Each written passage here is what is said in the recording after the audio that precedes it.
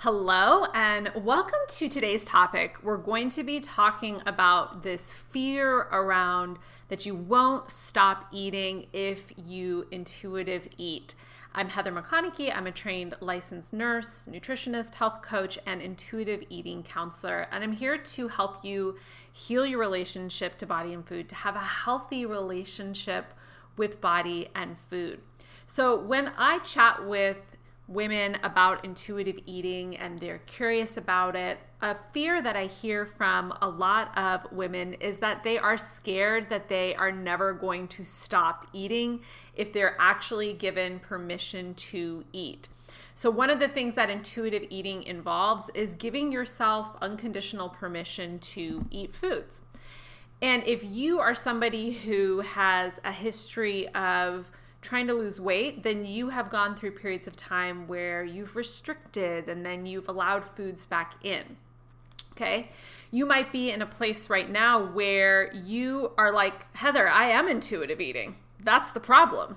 You think you're not following any structure, you're not following any plan, you're not following any guidelines, so you think you actually are intuitive eating and you don't feel good in your body, you feel sluggish, low energy, you don't feel confident, you just don't feel good, and you don't have a great relationship with your body or with food. So you think like doing intuitive eating isn't going to help me, Heather, because that's what I'm doing and I have this problem. I'm here to tell you though that if you have a negative relationship with body and food still, you actually are not intuitive eating at all. Okay. Intuitive eating involves 10 principles. So if you're just eating whatever you want with no real thought or no real method or guidelines, then you're not actually intuitive eating. If you haven't actually studied the 10 principles of intuitive eating, if you haven't worked through your dieting history, if you haven't done the internal work, if you haven't learned to tune into your body's signals and feel things deeply inside in your body, you are not intuitive eating. And so while you think intuitive eating is the problem, actually the fact that you don't have a great relationship with body and food and the fact that you have a fear that you won't stop eating are signs that you're not intuitive eating. Does that make sense? Okay. So really, you need to shift this belief that you have that one, I'm already doing intuitive eating and it's not working. Okay. And two, if I do intuitive eating, I'll never actually stop eating. The problem is I don't have enough boundaries around food. The problem is I don't have enough control and I need structure in order to achieve what I want in my body. Okay. So I get this fear because I had this fear too. When I started my intuitive eating journey, one of my biggest fears was that I would just keep eating all the time and I wouldn't be able to stop eating. I was actually really unhappy that I was having some binge episodes and overeating episodes.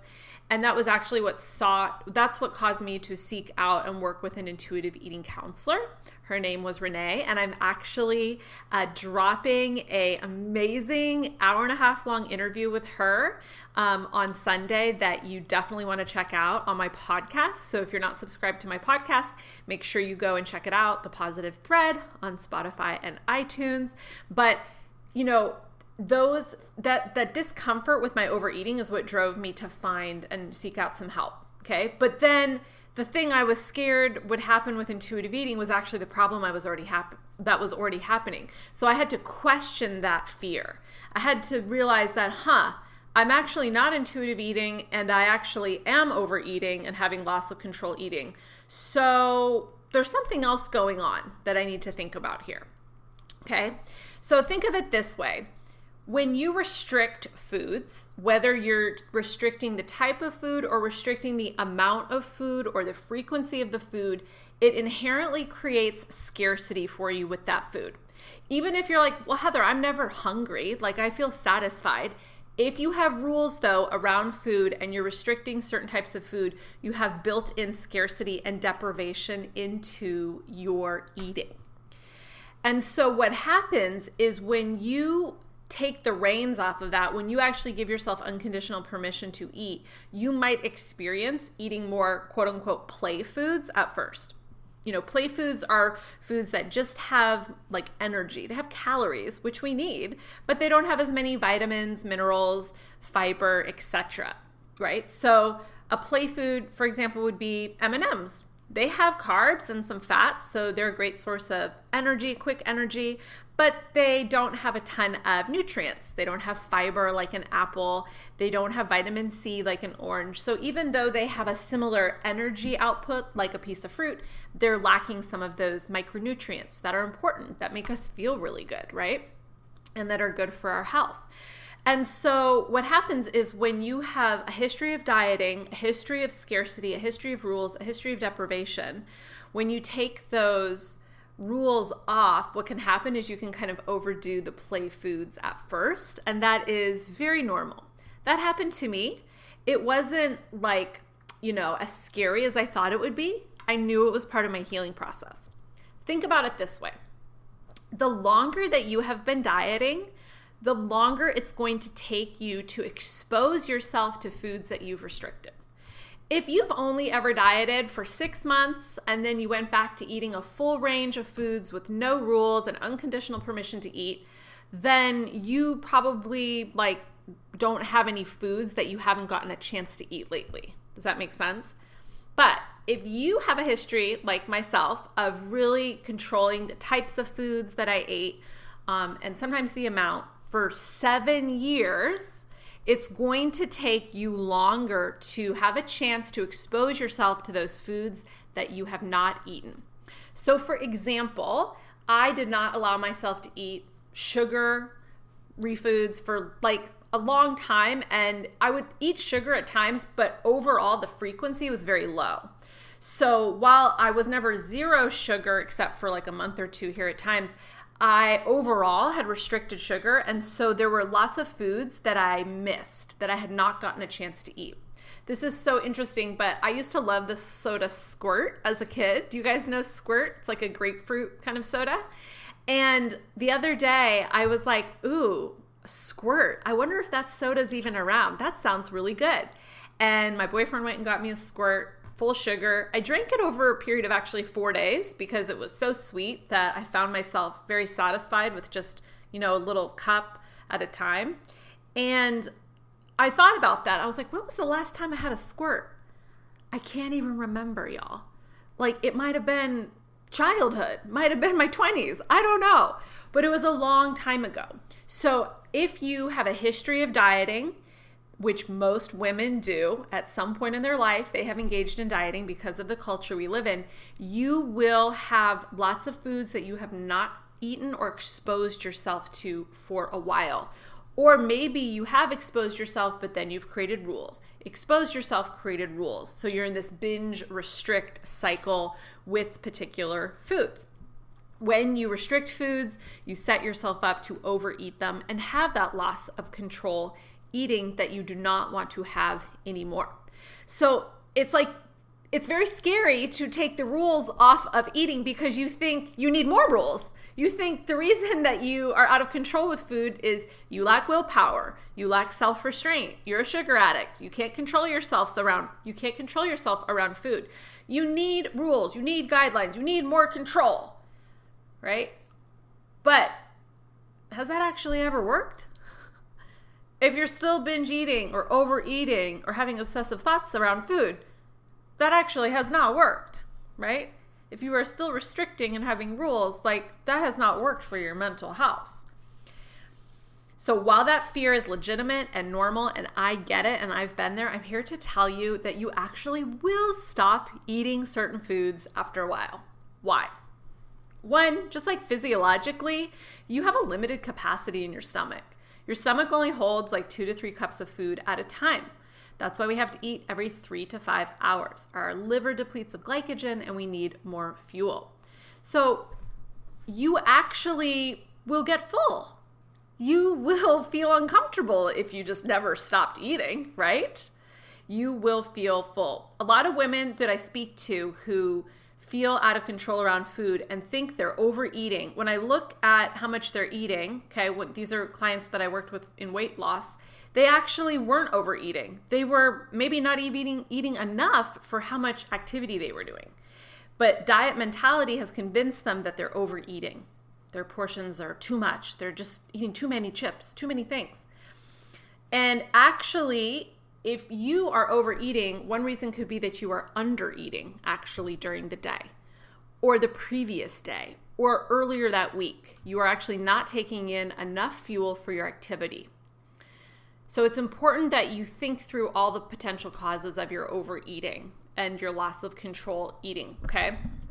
So if you've been restricting for a long time, if you have a history of dieting, it's gonna take you longer to eat your way back to a balanced, unrestrained palate. So now that I've been intuitive eating for a full year and I committed to doing this work, I said I'm never going back to dieting ever again. I'm going to just keep intuitive eating, keep pushing in, even though it's uncomfortable, I'm not going back to that. Since I've done that, I've come out the other side. And what's amazing is now I never binge. I rarely overeat. Sometimes I eat past comfortable fullness, and that's just part of normal eating at times, and that's part of healing. But it's not a big deal. I shake it off. But I don't have loss of control eating. I don't have binge episodes. I don't feel out of control around food. I can keep ice cream in my freezer and forget about it. I can open my freezer and my fridge and look at all the foods that I have, including foods with sugar, including foods with fat, and I can actually tune into my body and say, what is it that I actually want right now? What would feel good to me? What would give me energy, stabilize my blood sugar, and give me fuel for the day? But also, what would taste good? What sounds satisfying? If I haven't had mac and cheese for a week and all I've been eating are salads, and I probably want some mac and cheese now. If all I've been eating are sandwiches with bread, maybe a fresh green salad sounds really good. Intuitive eating is about finding your way back to trusting yourself. Dieting breaks self-trust. Dieting teaches you that you can't be trusted with your body signals, with your body shape, with your body size, with the way that you feel, with your taste preferences. You have to rely on external rules. You have to rely on the point system of Weight Watchers to tell you how to eat. You have to rely on Noom to tell you what macros to eat. You have to rely on keto to tell you what types of food you're allowed to eat. You have to rely on Whole30 and eliminate processed foods in order to eat. So it breaks and really destroys your self-trust. So then you're stuck feeling not confident around food. And when you don't feel confident in one area of your life, guess what? You don't feel confident in other areas of your life, like your body or how you feel in your skin. Changing your body is not the pathway to true confidence, to true fulfillment, to true satisfaction. Trying to change your body is like putting a Band-Aid on a gaping surgical wound, okay? You might feel like you did something, but down deep, there's a much bigger wound festering and getting worse and worse and worse. If you're new to dieting, then you will not experience these negative side effects yet. Think of it like smoking. You pick up your first cigarette, you're not getting lung cancer the next day. You smoke for a week, you're still not getting lung cancer that next week, even a month, okay? But you smoke for 20 years, you're gonna have some problems. You're gonna have some emphysema. You're gonna have some COPD. You potentially could develop cancer. Dieting has long-term side effects. It has short-term side effects, but it also causes long-term harm. And a lot of people don't realize that because one, they either haven't dieted long enough to start to experience that harm, or two, they're so wrapped up in worshiping the thin ideal and pursuing that they are unwilling to be ready to do this journey. And that's okay. Wherever you're at in your healing journey is the right place for you. It took me until I was 40 to be ready to heal from dieting. So wherever you're at is okay. Just know that there's no science to support that dieting works long term. 95% of people who pursue intentional weight loss end up gaining that weight back within 1 to 5 years and or even gaining more weight. And the 5% who maintain, they're weighing themselves every week or every day. They are over-exercising. They're restricting foods. They're not actually free with food. They don't actually have peace with food in their body. They're artificially keeping their weight below their genetic blueprint and their set point. Remember, your set point is where your body is going to settle at when you're eating intuitively, truly eating intuitively, not just eating willy-nilly, following the 10 principles. You're eating intuitively, you're moving your body in ways that you enjoy, that are sustainable for you, and you're getting sleep and taking generally good care of yourself. Your body will settle at its set point, okay? Another thing that's very common for people to think about intuitive eating is that you're not going to learn about nutrition when you intuitive eat. And this is a very big misconception. I'm going to talk more about this next week. Intuitive eating includes 10 principles. The 10th principle is gentle nutrition. Gentle nutrition includes nutrition knowledge. And as you develop powerful nutrition knowledge, you start to incorporate that in your eating decisions. And so that also helps control overeating. For example, nutrition knowledge that you would gain from working with me would be how to stabilize your blood sugar, how to create meals that keep your blood sugar stable, that keep you full, that help you feel energized and focused for 4 to 5 hours. Okay? When you incorporate that knowledge without it being a rigid rule, but it being something that informs your eating choices, you're going to fuel yourself in a way that sets you up for success. Also, another thing to think about is emotional eating is something that can be a thing that can lead to overeating if we don't have enough tools in our toolbox for coping with intense emotions, okay? So part of intuitive eating is actually learning how to cope with your emotions with kindness. This 10-step, 10-principled method is not just about food or movement. It's actually about how do I cope with challenging things in life? How do I cope with my feelings? I always used to think I was an emotional eater. You know, when I was a nurse, I would come home from a really intense shift and I would, grab a pizza and an ice cream pint and a bottle of wine and I would kind of just binge eat it. It would numb the stress that I felt from my day.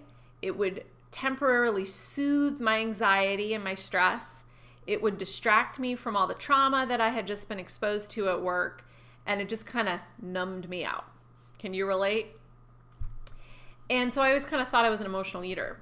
Well, as I've done this healing work and as I've developed more and more coping tools over the years, even before I started intuitive eating, way more coping tools in my tool belt, I have learned how to cope with my anxiety and my feelings without having to turn to food. It's okay to sometimes, have food be something that helps you cope. There's nothing wrong with that. It's not bad. But if that's your only tool, that's your only way to cope is to drink alcohol or to overeat or eat sweets or go to the drive-thru, there's an opportunity for you to do some personal growth and some healing that's going to really powerfully impact all areas of your life long term. Okay? So when you actually take the rules off of food, you heal your relationship to body and food, you will not overeat. You will actually stop eating. Remember, that scarcity around food drives you to overeat foods because you think it's your last chance to eat the food. If you're like, well, tomorrow I'm not eating this food again. I'm going no sugar. I'm doing no sugar for the next 30 days. I'm quitting junk food. Okay, I'm starting my diet tomorrow. You will have loss of control eating around foods that you restrict and eliminate because of the scarcity and deprivation that it creates, okay? So look, to be ready to do this journey requires a few things. Number one, you got to have courage. I was just talking to my former intuitive eating coach about this. Like, it takes courage to do this work, y'all. It takes courage to say, you know what? I'm done. Like, I'm not going to go on the dieting merry-go-round anymore. I'm not going to participate in the cultural worship of this impossible to achieve body shape, body type. Like, I'm just done. I'm not going to go after that. I care more about having a healthy, positive relationship with my body, with food. That's my number one priority. It takes courage to step away from that. It takes courage to be willing to see your body flux and change as you heal and as it finds its set point. For me, because I was artificially keeping my weight lower than my set point, when I started intuitive eating, I gained some weight, okay? That won't happen for everyone. Some people will lose weight. Some people will maintain weight. I don't know what will happen to you. The point is, it's not a weight maintenance program. Okay? It's about you healing your relationship with body and food. So it can be scary though, to take the reins off your eating and potentially see your body change. But for me, even during those phases where my body was kind of fluxing up and then down and up, I knew I couldn't go back to the old way. I knew I had to stick with the journey, and that took courage. Remember, courage is not the absence of fear. It's taking action in spite of your fear. The second thing you need to become is an adventurous risk taker.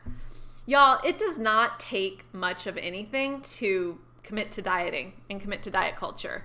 It's not like adventurous. It's like what everyone's doing. It's not out of the box. It's not new, right? It's something that's very predictable.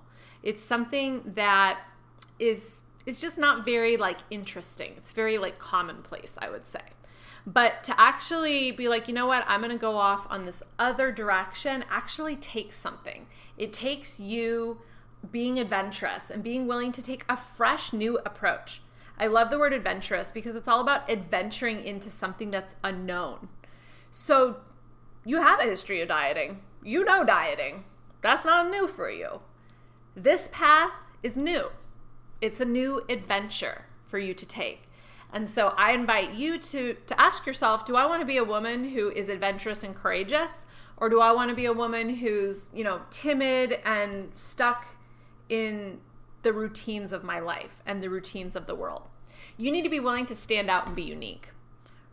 When you decide that you are no longer dieting, there's going to be lots of people around you who are still dieting, who are still trying to lose some weight, who are, I'm doing Weight Watchers Purple, I'm doing Noom, I'm doing macros, I'm going to hire this coach, I'm going to go vegan, I'm going to do this, I'm going to do that. Like, there's just going to be lots of people still doing all that. There's going to be the next keto, okay? Maybe it'll be called pedo. I don't know, right? Like you just eat protein. All right, who knows? There's always going to be something. You have to be willing to be unique and stand out and be like, you know what? I don't do that anymore. I don't do that. I do this thing over here and it's amazing. Okay? You also need to be willing to give up the payoffs of pursuing intentional weight loss. What does pursuing intentional weight loss give you? Well, it gives you purpose. It gives you something to focus on. It gives you something to distract yourself with. It gives you a way to feel control in a world that's full of uncertainty, right? Dieting gives you a way to feel control when you are living in just a world that you don't actually have control over. You have very little control over, okay? So you need to become a woman who is ready and willing to grieve certain things in life, right? Like, I see a lot of women when I was working as a weight loss coach who would come to me in their 40s, late 30s, 40s, early 50s, wanting to lose weight, wanting to change their body. And like, I get it. Your body starts to change as you get older. I feel it in my 40s. I'm like, oh yeah, like my body's starting to change. But I think there's also a wisdom that comes with age, and you start to be like, my body's like very similar to what it's always been. Oh, my shape is the same. I carry fat in the same places, right? It's actually very difficult to really change my physique. And so I see women, I would see women come to me as they got older, and, it was like, what are you trying to do? Like, why do you feel like you need to change your body? Do you feel like you need to look different to attract a mate? Do you resent the fact that your body completely changed after you gave birth to 3 children? Right? Like, what's going on for you down deep that you need to grieve? Like, do you need to grieve your 20s? Do you need to grieve your youth? Do you need to grieve that you are no longer single and free? Do you need to grieve, not having kids? And like, that ship has sailed and now you're stuck with 3 of them and a belly that's all stretched out. Like, what do you need to grieve? What do you need to let go of? One of my favorite proverbs from, I think it's a Chinese proverb, but it's, my house having burned to the ground, I can now see the moon. It's scary to give up something that you think is the holy grail, the thing that's going to make you feel content in life, the thing that's going to make you feel confident, fulfilled, happy, all those things. It's scary to give that up. But there is something way better. There is a moon that is way better for you. And it's peace with food and body. Okay, it's letting go of the striving and accepting where you actually are, okay? When you're willing to dive in and do this work, so many amazing things open up for you. Number one, food freedom. Like, man, I missed food before intuitive eating. So food freedom that's actually like fully free. I love being able to go to restaurants and not worry that I'm going to overeat. I love going to restaurants and know that I can eat anything that appeals to me. I know that I can go to a restaurant and leave a bunch of food on the plate if I'm full and I don't want to eat it. I love the freedom that I have with eating out now and traveling. I don't worry what food's going to be served. I'm going on a cruise at the end of the summer with my boyfriend, and like, I'm not scared that it's all you can eat and I could eat whatever I want, because I know that I will be tuning into my body and stopping when I'm full, knowing I have full permission to eat again as soon as I'm hungry again. Also, another thing, I think a lot of people think intuitive eating is just a hunger fullness diet. It's not that. You know, sometimes you might choose to eat even though you're not ravenously hungry, and that's okay. Maybe somebody just made delicious looking cookies at your work and you really want to try one. You're not that hungry, but like, it wouldn't make you horribly uncomfortable to eat it either. It's all about tuning into your body and how you feel in that moment. It's okay to sometimes eat when you're not super hungry. Also, a lot of us are disconnected from hunger signals and how we actually feel in our body, so we don't even know that we're hungry, okay? Other things that you can achieve when you do this journey. You have more time and energy to devote to the other areas of your life that are important to you. I've talked about this before, but I met my soulmate because I finally directed all that attention I was putting onto my diet, mindset, and energy. I was thinking about food and all of that in my body, and I directed that towards meeting people and connecting from my soul. You want to meet a soulmate? Practice connecting from the energy of your soul. And like, I didn't even think that that was something that was going to happen for me. Maybe for you, it's something with your career or your creativity or your spirituality or relationships. I don't know. I can't predict and tell you exactly what results you will produce in your life or what will happen. I just know that when you free up that energy and you're a creative powerhouse woman, like, you can apply that to so many other areas of your life, okay? Look, this work isn't easy, but it's worth it. You get freedom, you get peace, you get joy. All of those things are so worth giving up dieting. And I feel great in my body and skin. I've learned how to feel confident, energized, strong, and good in my skin without obsessing over my cellulite or like the size of my hips or like, you know, if I have a stomach pooch today or whatever, okay? So if this sounds like something that you want, I invite you to book a call with me to chat through and explore if this is the right solution for you to work together. You can click the link in my Instagram bio to book a totally free call with me where we'll just chat through where you're at in your relationship to body and food, your history of dieting, what's been working, not working for you, and we can just explore if it's the right fit for you. So book a call via the link in my Instagram bio. Thanks for tuning in today, and I look forward to chatting with you again soon. Thank you so much for tuning into today's podcast episode. I hope it was valuable to you. As always, you can send me your takeaway or what was most helpful to you on Instagram at Heather McConaughey. Also, if the podcast was helpful to you, if you've been a listener for a while and you love the podcast, would you just pop down and give it a review on iTunes? Just click how many stars that you feel the podcast deserves, and then write me a little review and tell me what you love about the podcast. I would really appreciate it. I love talking about these topics and delivering this content to you, so I look forward to talking to you in my next episode.